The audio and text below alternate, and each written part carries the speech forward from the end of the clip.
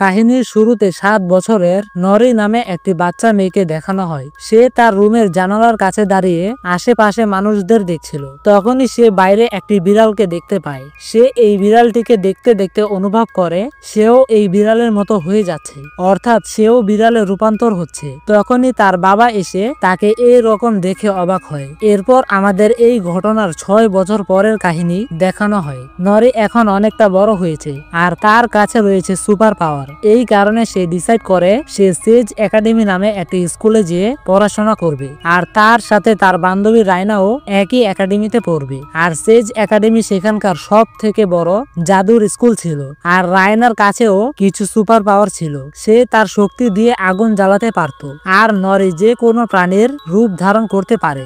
আর তারা তাদের সুপার পাওয়ারকে আরো ভালোভাবে নিয়ন্ত্রণ করার জন্য আরো ভালোভাবে ম্যাজিক শিখতে চায়। এরপর তারা সেজ একাডেমিতে যাওয়ার জন্য প্রস্তুত হয়ে যায়। এর কিছুদিন পর তারা সেজ একাডেমিতে যাওয়ার জন্য অন্যান্য বাচ্চাদের সাথে রাস্তায় বাসের জন্য অপেক্ষা করতে থাকে। তখনই জঙ্গলের ভেতর থেকে বার্ড নামে অদ্ভুত একজন লোক আসে। সে এসে বলে, একাডেমি তোমাদের কাছে আসবে না, তোমাদেরকে একাডেমির কাছে যেতে হবে আর সেখানে তোমরা একাই যাবে। এরপর বাচ্চারা তাদের বাবা মার কাছ থেকে বিদায় নিয়ে নেয়। তারপর তারা জঙ্গলের ভেতর দিয়ে একাডেমির দিকে যেতে থাকে। তারা যেতে যেতে একটি পোর্টালের সামনে এসে থেমে যায় আর এই পোর্টালের ভেতর দিয়েই তাদের সেজ একাডেমিতে যেতে হবে। তো এখানে এসে তারা অন্যান্য বাচ্চাদের দেখে তারা ম্যাজিক প্র্যাকটিস করছে আর তারাই এই নতুনদেরকে তাদের ম্যাজিক দিয়ে ওয়েলকাম জানায়। এরপর আমাদের সেজ একাডেমির প্রিন্সিপাল লিন্ডাকে দেখানো হয়। লিন্ডা বাচ্চাদেরকে বলে তারা এখানে ম্যাজিক শিখতে এসেছে, এই জন্য তাদেরকে কিছু পরীক্ষা দিতে হবে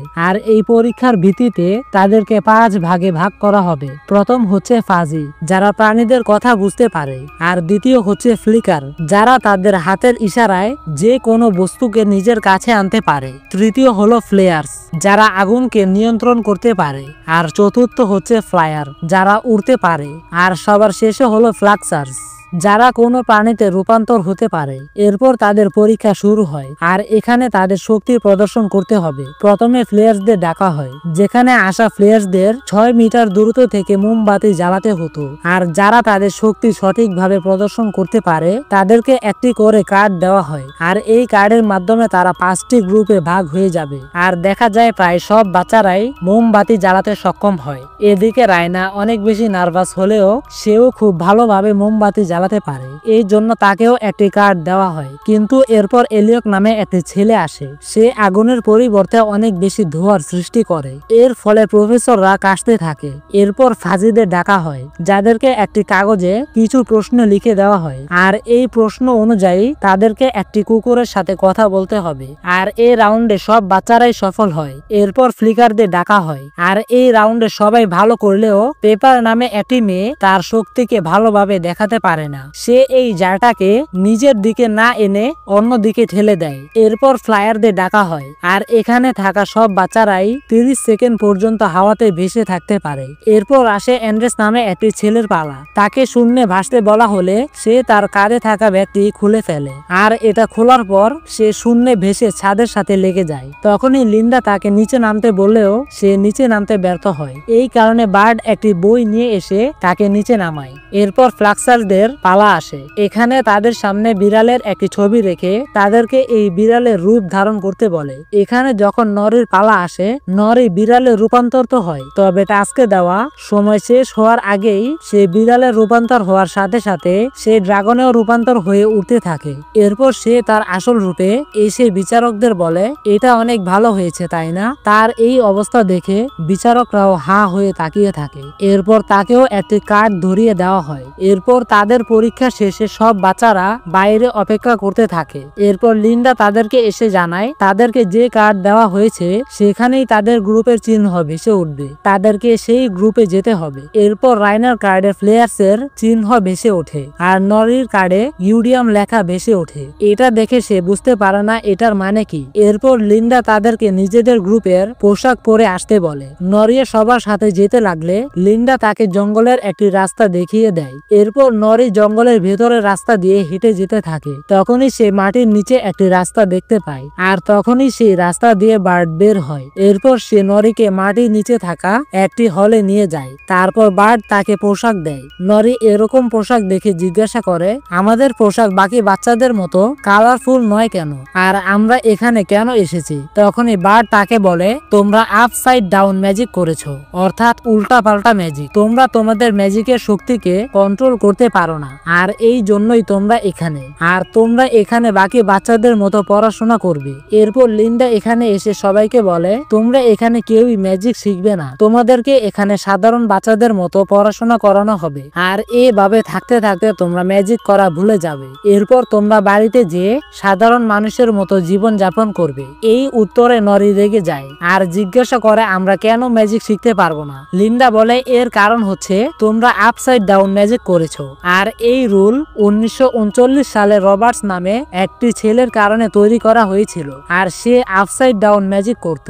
সে একজন প্লেয়ার ছিল, আর সে যখন ম্যাজিক করছিল তখন ডার্ক শ্যাডো তাকে ঘিরে ধরে, অর্থাৎ তাকে বশ করে ধ্বংসযজ্ঞ চালায়। আর এই জন্য সে মানুষের জন্য বিপজ্জনক হয়ে ওঠে। আর আপসাইড ডাউন ম্যাজিক যারা করে, শ্যাডো ম্যাজিক তাকেই বশ করে নেয়, আর সে মানুষ ছাড়া কোনো কিছুই করতে পারে না। আর এই জন্যই যারা আপসাইড ডাউন ম্যাজিক করে তাদের কোনো ম্যাজিক শেখানো হয় না, আর অন্যদিকে রাইনাদের দেখানো হয়। তো প্রফেসর এরগন জানায়, কয়েকদিনের মধ্যে তাদের স্কুলে অ্যানুয়াল ফাংশন অনুষ্ঠিত হবে, তাই তারা তাদের মধ্য থেকে 2 জনকে সিলেক্ট করবে, যারা তাদের টাস্ক একাডেমির মাস্টারদের কাছে উপস্থাপন করবে। আর যে বিজয়ী হবে সে ওই ফাংশনের দিন তাদের গ্রুপকে রিপ্রেজেন্ট করবে। এরপর সে পড়ানো শুরু করে। সে তার স্টুডেন্টদেরকে বলে, তোমরা যদি আগুনকে কন্ট্রোল করতে পারো তাহলে তোমরা তোমাদের শক্তিকেও কন্ট্রোল করতে পারবে।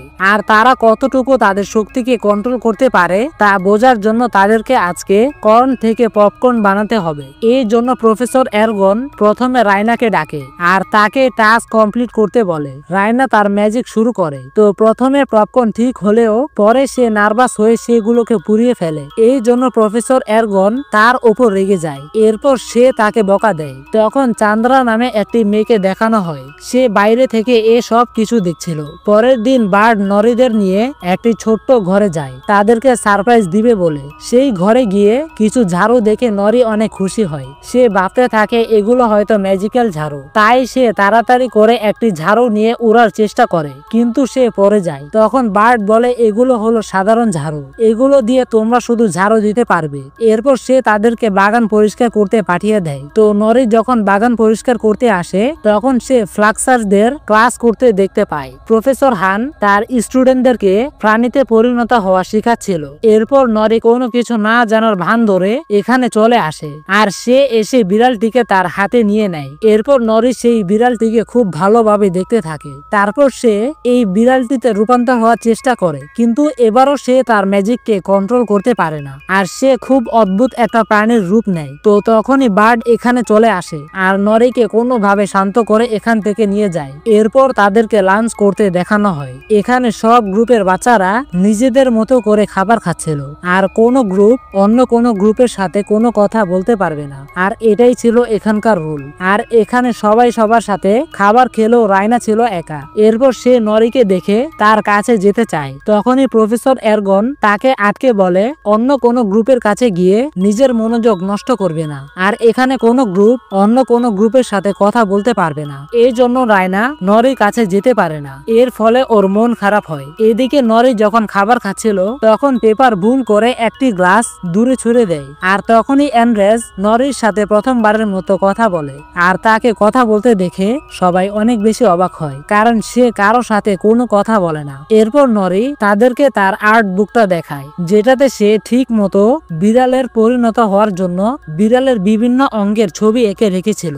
নরি বলে সে তার শক্তিকে খুব শীঘ্রই আয়ত্তে নিয়ে আসবে। পরের দিন প্রফেসর এরগন ফিলিপ নামে একটি ছেলেকে কর্ন থেকে পপকর্ন বানাতে বলছিল। তখন ফিলিপ খুব ভালোভাবে তার টাস্ক কমপ্লিট করে, আর এই জন্য সে ফিলিপের ওপর অনেক বেশি খুশি হয়। এরপর প্রফেসর এরগন রাইনাকে আরো একটি সুযোগ দেয়। তো রাইনা এবারও তার টাস্ক ঠিক মতো কমপ্লিট করতে পারে না। এই জন্য প্রফেসর এরগন তাকে বলে, তুমি এবারও ফেল করলে। এটা শুনে সে মন খারাপ করে ক্লাস থেকে বেরিয়ে আসে। তো এরপর সে যাওয়ার সময় চান্দ্রার সাথে ধাক্কা খায়। চান্দ্রা তাকে তাকে বলে আমি তোমাকে ক্লাসে দেখেছি, আর সে এটাও বলে আমি দেখেছি যে তুমি তোমার শক্তিকে ঠিকভাবে কন্ট্রোল করতে পারো না, তুমি চাইলে আমি তোমাকে সাহায্য করতে পারি। এটা বলে সে এখান থেকে চলে যায়। এরপর রাতের বেলা রায়না বই পড়ার জন্য লাইব্রেরিতে আসে। এরপর সে যখন পড়া শেষ করে শেলফে বইটি রাখতে যায়, তখনই শেলফে থাকা একটি বই মাটিতে পড়ে যায়। এই বইটির নাম ছিল ডার্ক শ্যাডো ম্যাজিক। রায়না যখন বইটি খোলে